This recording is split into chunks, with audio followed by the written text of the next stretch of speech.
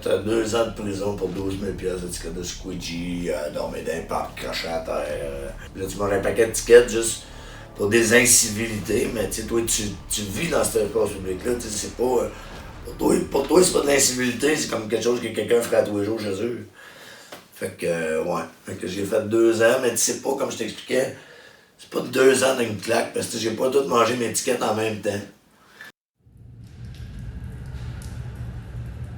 La prison. Encore une fois enfermé pour des tickets. Pourquoi? Qu'est-ce que j'ai fait de si grave pour être en prison? Ben, j'ai essayé de survivre. C'est qui j'ai dérangé? Pourquoi qu'on me prive de ma liberté? Qu'est-ce que j'ai fait? Freedom! I'm free, tabarnak!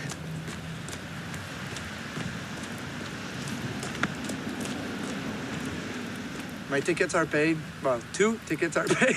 I had 82 left. How much money's worth is paid? $829. How much is left? 10,000. Mais quand ma fille est arrivée, final bâton, là, je suis rendu mécanicien et tout, là, tu sais, je fais plus de films pis tout. J'avais besoin d'un revenu stable avec un enfant. Fait que je retourné à l'école, j'ai fait mon secondaire 5. J'ai fait un DEP. Je suis rendu mécanicien diesel. Combien de films que t'as fait? J'ai fait 4 films. Parce que le premier, probablement, celui que je suis dans la rue, je l'ai fait avec Dan Cross, celui qui m'a sorti de la rue, qui est un professeur de l'université de film. C'est lui qui enseigne les films à l'Université Concordia. Puis c'était avec lui que je l'ai fait, le Spit, mon premier film, Squeegee Punks in Traffic.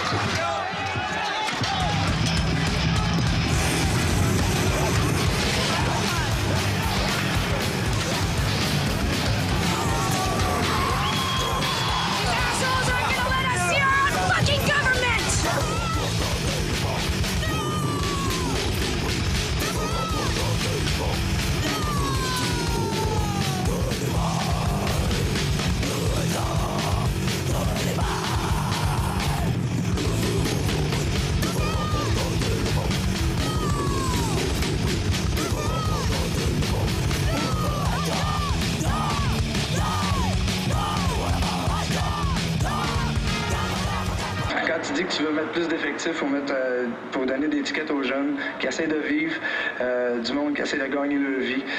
Tu veux les rendre en prison pour qu'ils ressortent, qu'ils aillent en prison puis qu'ils apprennent comment voler un char, comment faire une banque, comment... OK, nous voici ici un reportage sur la guerre sur les squeegees. Toutes les grandes têtes des gouvernements et de l'armée sont ici pour se rassembler pour déclarer cette zone sinistrée. Ils vont mettre la bombe nucléaire. Je pense qu'ils vont sortir les tanks, puis qu'ils vont rentrer dans... J'ai fait Road Trip, qui est un voyage à travers le Canada. Avec mon chum Smash, le même gars qui était avec moi dans le spit. Accepted! J'ai 16 000 piastres! 16 000 piastres! Chef...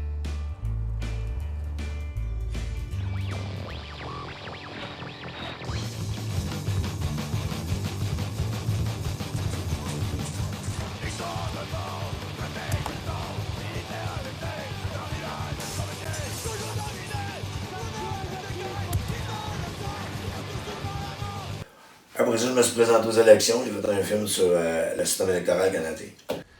OK, mais tu sais, bon, les voies alternatives, tu sais, bon, OK, les anarchistes vont pogner 0,002 % du vote. On n'aura pas une crise de siège. Vous allez avoir, c'est ça, de... C'est ça qu'on casse des vitrines dans le centre-ville aussi. Tout si bien, ça au moins, c'est positif. Desjardins, la Caisse populaire Desjardins. Puis c'est ça, là, j'ai juste pour vous faire remarquer qu'ici, nous sommes en compagnie de plusieurs cravatés. C'est le jour 2 de la campagne.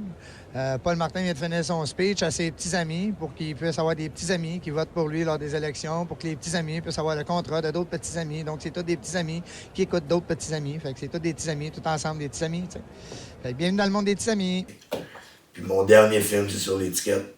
Puis j'ai appelé ça l'étiquette l'arme de la répression, parce que c'est avec ça qu'ils se servaient pour faire la répression sur le monde dans la rue, pour nettoyer les rues. C'était leur arme, c'était leur façon de faire.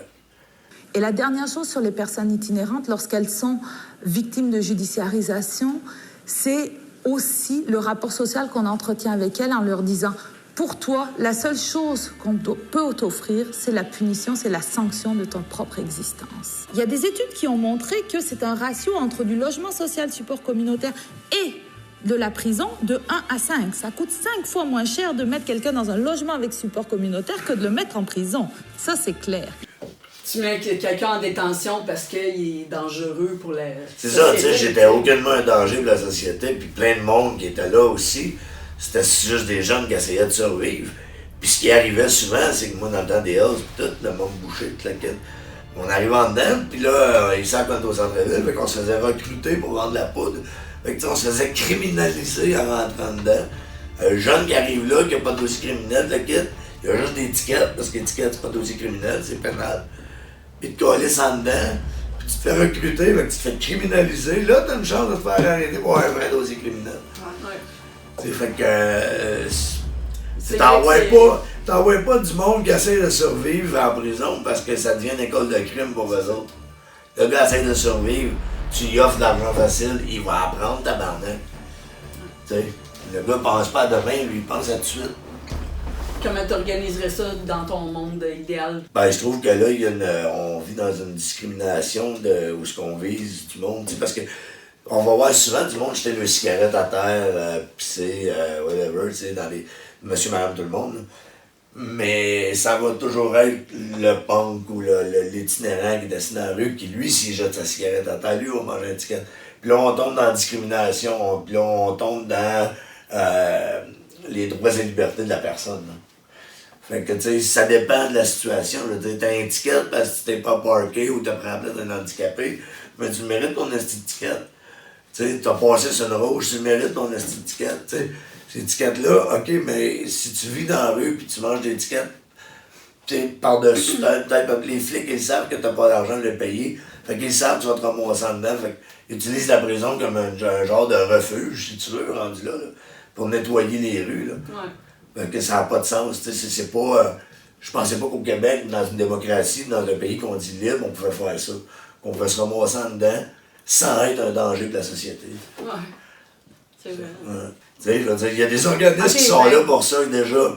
La job de la police de donner l'étiquette, il faudrait juste que la police arrête de donner l'étiquette. Ça n'a aucun sens de donner l'étiquette à quelqu'un que tu le sais. Quand il donne l'étiquette, il sait qu'il ne le paiera pas à la base. Il y a des organismes qui s'occupent d'eux autres. Il y a plusieurs organismes à Montréal. Tu sais, moi, j'ai jamais crevé de faim dans le Montréal. Il y avait tout le temps pop, le rock. Le gars qui est itinérant ne peut pas se lever demain matin pour aller travailler. Tabarnak, il peut le coller, son linge est sale. Il faut un certain encadrement. Les organismes sont là pour ça. Il y a des appartements supervisés. Il y a de la puis souvent, il y a une dépendance liée à ça. Bon, c'est pas à nous autres de juger. Quand tu t'amasses dans la rue, la vie est déjà assez tough de même. C'est pas à nous autres de juger qu'est-ce qu'il fait, pourquoi il fait la dépendance. C'est pas à toi de juger ça. Le gars, il cope avec sa vie comme il peut coper avec sa vie. Tout le monde a des problèmes dans la vie. Fait que le monde les règle de la façon qu'il pense. Ça coûte plus cher quelqu'un en prison qu'un appartement supervisé. Ouais. Ça, c'est vrai, c'est les recherches qui le disent. Ça coûte plus cher que c'est quelqu'un en prison que d'acquérir son appartement supervisé avec des organismes, avec des travailleurs qui vont aller le voir, qui vont l'encadrer, puis qui vont se réussir à sortir de la rue. Moi, j'étais chanceux. Tu sais, j'ai tombé sur Daniel, Steve et Mila, qui, comme je dis, c'est des profs d'université à Concordia, qui m'ont sorti de la rue, qui m'ont encadré. Quand j'ai eu mon premier appart avec eux autres, ben, ils sont venus chez nous, ils m'ont aidé à placer mes meubles, m'ont montré à. Tu sais, je savais même pas faire un craft dinner, tabarnak. Ils m'ont montré comment faire un craft dinner, tout.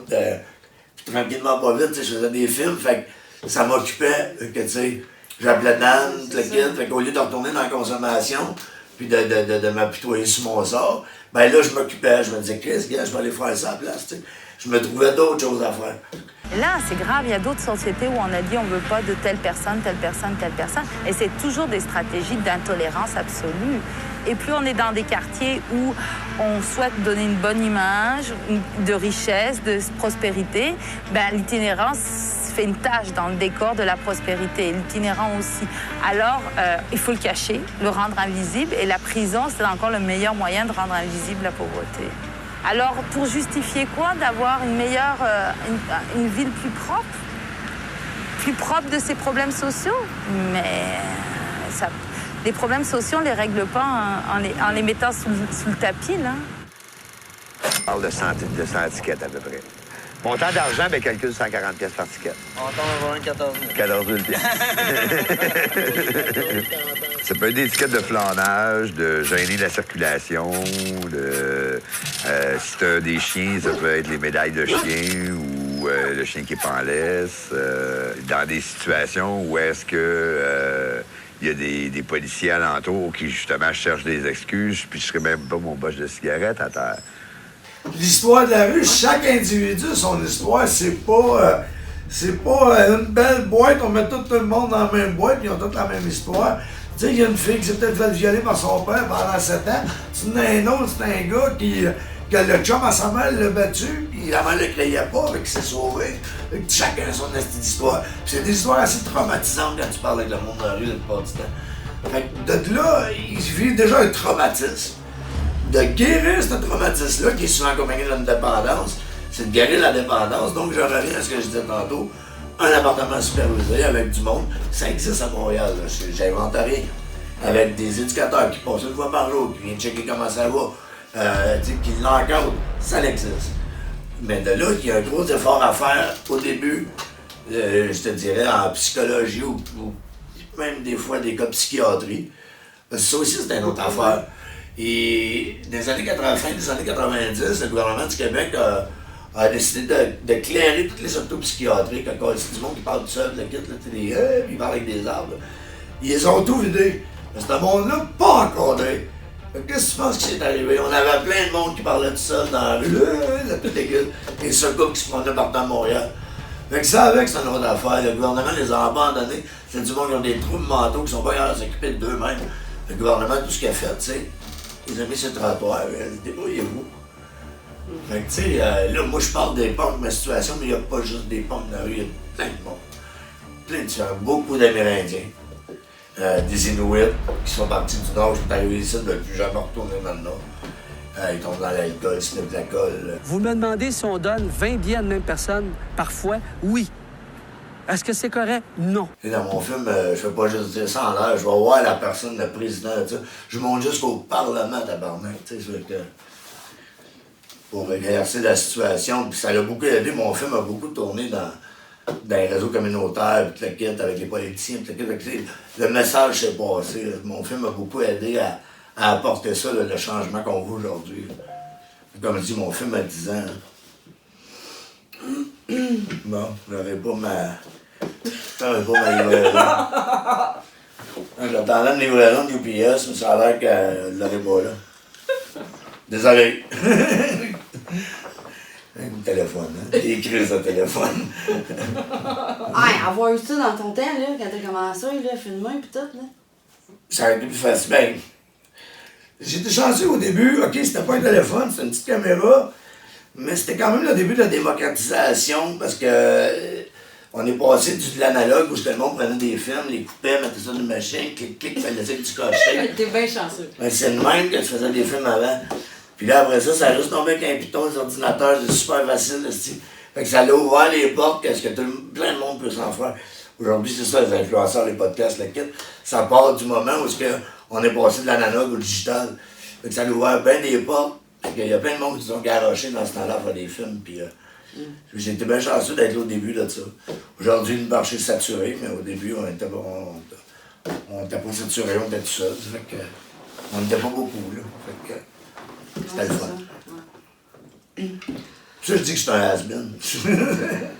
Je fais plus de ça, je suis rendu mécanicien.